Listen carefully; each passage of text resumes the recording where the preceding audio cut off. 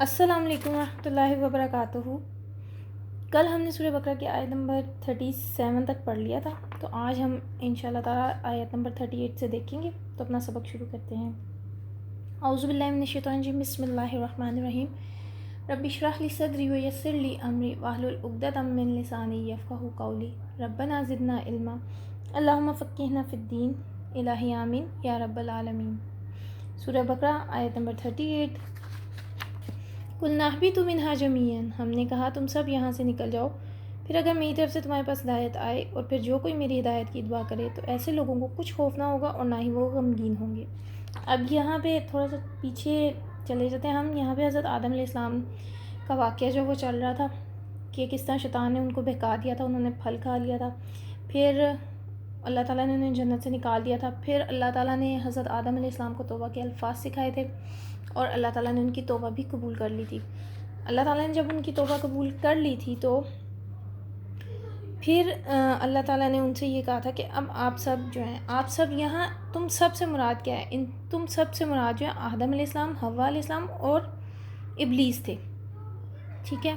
اور دوسری بات یہ کہ اب جب اللہ تعالیٰ نے معاف کر دیا تھا، جب اللہ تعالیٰ نے گناہ معاف کر دیا تھا تو پھر یہ بات کیسے آ گئی کہ کچھ لوگ کہتے ہیں کہ اس گناہ کی سزا کے طور پہ اللہ تعالیٰ نے زمین پہ بھیج دیا، اور جو یہ اکثر لوگوں نے باتیں بنائی ہوئی ہیں کہ عورتوں کو جو بھی مسائل ہوتے ہیں، جس طرح وہ بچہ پیدا کرتی ہیں یا جو بھی ان کے پرابلمز ہیں، وہ جو ہیں وہ اس کی سزا کے کفارے کے طور پہ ہیں، یا آدمی جو ہے وہ ذریعہ معاش کے لیے نکلتا ہے اور وہ کما کے لاتا ہے، محنت مزدوری کرتا ہے، گھر کا خرچ چلاتا ہے، تو یہ بھی اس کی سزا ہے۔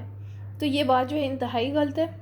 اللہ تعالیٰ نے جب معاف کر دیا تھا تو زمین پہ انسان کا آنا یہ اس سزا کے کفارے کے طور پہ نہیں ہے، بلکہ ہم نے پیچھے ہی پڑھا تھا کہ اللہ تعالیٰ نے تو فرشتوں سے خود کہا تھا کہ میں زمین پہ اپنا خلیفہ جو ہے وہ بھیجنے والا ہوں، یا میں زمین پر اپنا خلیفہ بنانے والا ہوں۔ اور باقی یہ کہ یہاں پہ بلکہ اللہ تعالیٰ نے، آپ یہ دیکھیں، حضرت آدم علیہ السلام پر ایک اور نعمت کی کہ جب میری طرف سے تمہارے پاس ہدایت آئے تو وہ کون سی نعمت تھی؟ وہ ہدایت کیا تھی؟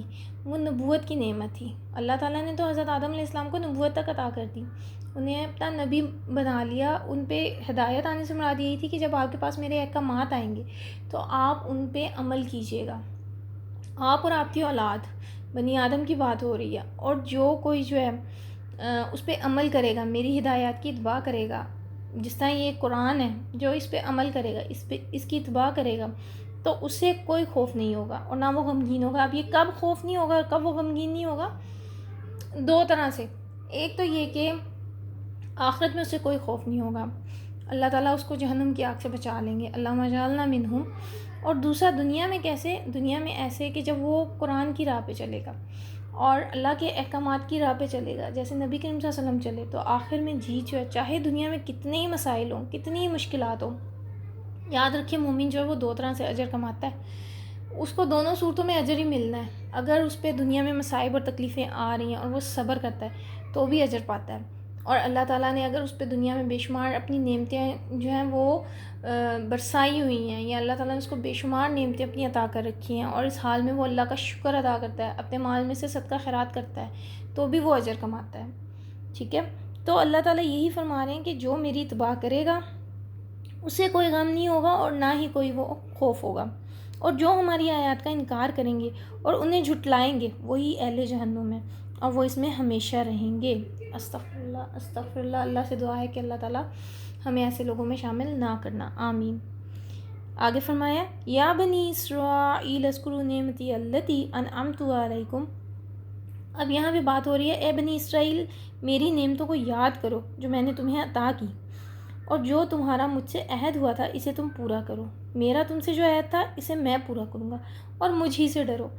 اب یہاں سے پہلے تک کی جو آیات تھی نا، یعنی یہ آیات نمبر 39 تک، یہ جو ہے یہاں یہ تمام لوگوں سے اللہ تعالیٰ مخاطب تھے، لیکن اب یہاں سے بنی اسرائیل سے اللہ تعالیٰ مخاطب ہیں، ان سے بات کر ان سے، یعنی اللہ تعالیٰ اب ہم کلام ہو رہے ہیں، ان سے اللہ تعالیٰ کہہ رہے ہیں کہ میری ان نعمتوں کو یاد کرو جو کہ میں نے تمہیں عطا کی تھی۔ آپ کو پتہ ہے یہ جو بنی اسرائیل ہے یہ حضرت یعقوب علیہ السلام کا لقب تھا۔ حضرت یعقوب علیہ السلام جو ہیں وہ حضرت اسحاق علیہ السلام کے بیٹے تھے، اور سب سے زیادہ پیغمبر جو ہیں وہ بنی اسرائیل ہی میں سے آئے ہیں، اور بنی اسرائیل جو ہے وہ جو ہے تمام امتوں کی یعنی کہ وہ تمام امتوں کی امامت اس کے پاس تھی.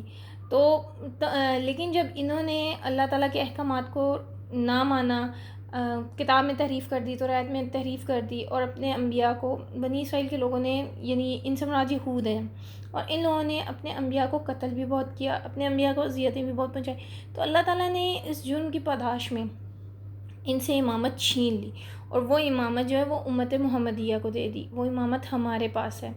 ٹھیک ہے. تو اب یہاں پہ اللہ تعالیٰ فرما رہے ہیں بنی اسرائیل سے کہ میری ان نعمتوں کو یاد کرو جو میں نے تمہیں عطا کی تھی، اور تمہارا مجھ سے عہد جو تھا اسے تم پورا کرو. اب یہاں پہ یہ جو بات ہو رہی ہے عہد کی، تو کون سا عہد ہے؟ وہ عہد یہ تھا کہ بنی اسرائیل کے لوگ جو ہیں وہ تورات کے احکامات کی پابندی کریں گے. اور تورات کے احکامات میں یہ بھی بات واضح طور پر تھی کہ نبی کریم صلی اللہ علیہ وسلم جو ہیں وہ آئیں گے. اور اللہ تعالیٰ نے تورات میں یہ بیان کیا ہوا تھا کہ نبی کریم صلی اللہ علیہ وسلم جو ہیں وہ بنی اسماعیل میں سے آئیں گے، اور نبی آخر الزمان پر ایمان بھی لاؤ گے. یعنی کہ انہوں نے اللہ تعالیٰ سے تورات کے احکامات پر پابندی کرنے کا بھی عہد کیا تھا. اس کے علاوہ انہوں نے یہ بھی کہا تھا کہ جب نبی کریم صلی اللہ علیہ وسلم جو ہیں وہ جب آئیں گے دنیا میں تو یہ ان پر بھی ایمان لائیں گے. اور اللہ کا عہد کیا تھا؟ اللہ کا عہد یہ تھا کہ ملک شام جو وہ انہیں دیا جائے گا. قرآن نے کئی جگہوں پر بار بار اس کا ذکر بھی ہے بنی اسرائیل پر جو اللہ تعالیٰ نے نعمتیں کی تھی. تو ان کی تفصیل جو ہے نا وہ ہم مزید وقت کے ساتھ ساتھ جب آگے چلیں گے تو پڑھتے جائیں گے. وہ زیادہ تر جو ہے نا تفصیل وہ سورہ مائدہ میں ہے. تو وہ جب ہم سورہ مائدہ پڑھیں گے تو اس میں دیکھیں گے یہاں بھی صرف اتنی بات ہوئی ہے. تو میرا جو تم سے عہد تھا میں اسے پورا کروں گا، اور مجھ سے ہی ڈرو. اب ایک اور بات یہ تھی کہ بعض یہودی علماء جو ہیں وہ ان کو معلوم تھا، کیونکہ وہ تورات کے عالم تھے، ان کو معلوم تھا کہ نبی آخر الزمان آنا، لیکن انہوں نے کچھ کہہ لیں کہ آیات میں تحریف کر دی اپنے یہودی علماء کے کہنے پر، یا جو بھی ان کے اسر و رسوخ کے لوگ تھے، یا جو بھی ان کے یہودی تھے ان کے کہنے پہ انہوں نے اس میں تحریف کر دی اور اصل بات کو بھی چھپا دیا. تو اللہ تعالیٰ یہاں پہ ان سے یہی کہہ رہے ہیں کہ جب تمہارے پاس امامت تھی تب تو تم لوگوں نے اللہ تعالیٰ کی بات مانی نہیں، اور نہ ہی اللہ تعالیٰ کے احکامات کی پابندی کی. اب جب تم سے امامت لے کر اور تم سے یہ ذمہ داریاں لے کر میں کسی دوسری امت پر ڈال رہا ہوں، تو تم پھر ان کی بجائے اس کے کہ مدد کرو، تم ان کو تنگ کر رہے ہو یا ان کو رد کر رہے ہو. وَآمِنُوا بِمَا أَنزَلْتُ مُصَدِّقًا لِمَا مَعَكُمْ، اور اس پر ایمان لاؤ جو میں نے نازل کی، یہ اس کتاب کی تصدیق کرتی ہے جو تمہارے پاس ہے، لہٰذا اس کے سب سے پہلے منکر نہ بنو، اور میری آیات کو تھوڑی قیمت پر نہ بیچو، اور مجھ ہی سے ڈرو. اب یہاں پہ یہی بات ہو رہی ہے کہ اللہ تعالیٰ نے فرمایا کہ یہ کتاب جو میں نے نازل کی ہے. آپ کو پتہ ہے وہاں پہ مشرکین مکہ جو ہیں وہ یہی کہتے تھے کہ نبی کریم صلی اللہ علیہ وسلم نے نعوذ باللہ یہ قرآن جو ہے خود گھڑ لیا.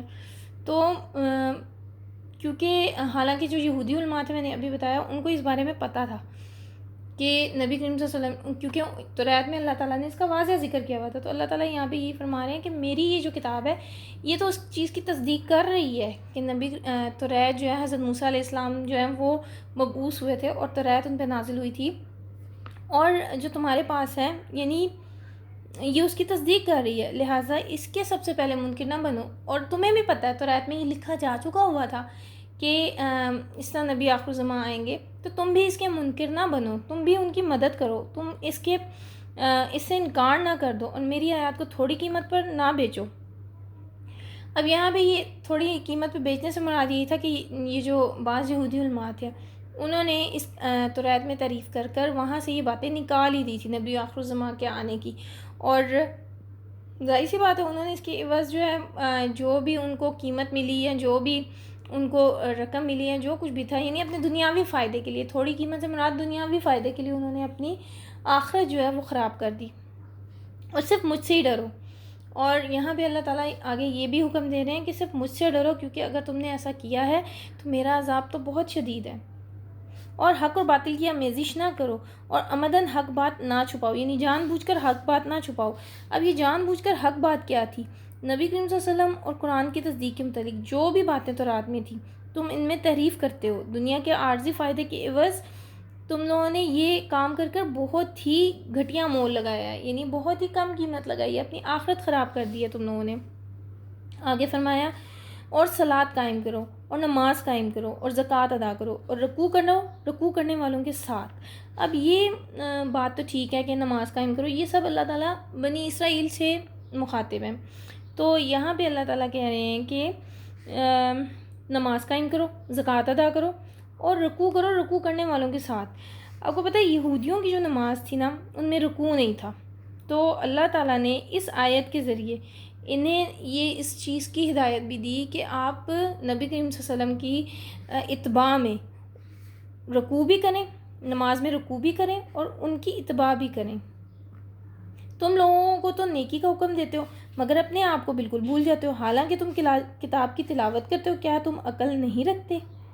اب یہاں پہ اللہ تعالیٰ فرما رہے ہیں ان کے بعض علماء تھے جو یہودیوں کے تھے، تو وہ اپنے عزیزوں کو جو مسلمان ہو گئے تھے نا، ان کو تو کہتے تھے کہ آپ بالکل ٹھیک راستے پر ہیں، آپ بالکل ٹھیک دین پر ہیں، تو آپ اس دین پر جمے رہیں. لیکن خود جو ہے وہ اتباع نہیں کرتے تھے، اور کیونکہ خود دنیاوی مفادات کی وجہ سے ایمان نہیں لا رہے تھے، دنیاوی فائدے کی وجہ سے، یا جو بھی تھا کہ دنیا میں ہمیں کوئی تکلیف نہ پہنچے یا ہم کسی مشکل میں نہ پھنسیں، اس لیے وہ ایمان نہیں لا رہے تھے. لیکن جو ان کے رشتہ دار یا ان کے جاننے والے یا ان کے عزیز جو بھی ایمان لائے، ان کو بھی ساتھ ساتھ وہ یہ کہہ رہے تھے کہ آپ اپنے ایمان پر قائم رہیں، دین پر جمے رہیں. تو اللہ تعالیٰ کہہ رہے ہیں کہ تم ایسی بات کیوں کر رہے ہو؟ کیا تم عقل نہیں رکھتے؟ وَاسْتَعِینُوا بِالصَّبْرِ وَالصَّلَاةِ وَإِنَّهَا لَكَبِیرَةٌ إِلَّا عَلَى الْخَاشِعِینَ، اور صبر اور صلاۃ سے مدد لو، بے شک نماز بھاری ہے مگر عاجزی کرنے والوں پر. اچھا، اب یہاں بھی ایک اور بات آگے دیکھ لیں. پہلے اللہ تعالیٰ نے یہ فرمایا کہ تم خود کو بھول جاتے ہو، تم عقل نہیں رکھتے، تو پھر آگے اللہ تعالیٰ نے ساتھ ساتھ بتا بھی دیا کہ اگر دنیاوی مفادات کی خاطر کرتے ہو کہ تمہیں کوئی مشکل نہ ہو، کوئی تکلیف نہ ہو، تو پھر تم صبر اور نماز سے مدد لو. اور آپ یہ دیکھ لیں، یہ ہم سے بھی، یعنی یہاں پہ تو اللہ تعالیٰ بنی اسرائیل سے مخاطب ہے، لیکن قرآن کی تعلیمات جو ہے نا، وہ تمام لوگوں کے لیے ہیں، تمام دنیا کے لوگوں کے لیے. یہاں پہ آج کل کرونا پھیلا ہوا ہے، آپ جانتے ہیں، تو یہاں پہ اگر دیکھا جائے تو اللہ تعالیٰ ہمیں بھی یہی کہہ رہے ہیں کہ مشکل میں نماز اور صبر سے کام لو اور رکوع کرو. بلا شبہ نماز جو ہے وہ بھاری ہوتی ہے مگر عاجزی کرنے والوں پر نہیں ہوتی. جو رکوع کرنے والے ہوتے ہیں، جو اللہ تعالیٰ کے آگے عاجز ہو جاتے ہیں، ان پہ نہیں ہوتی نماز بھاری.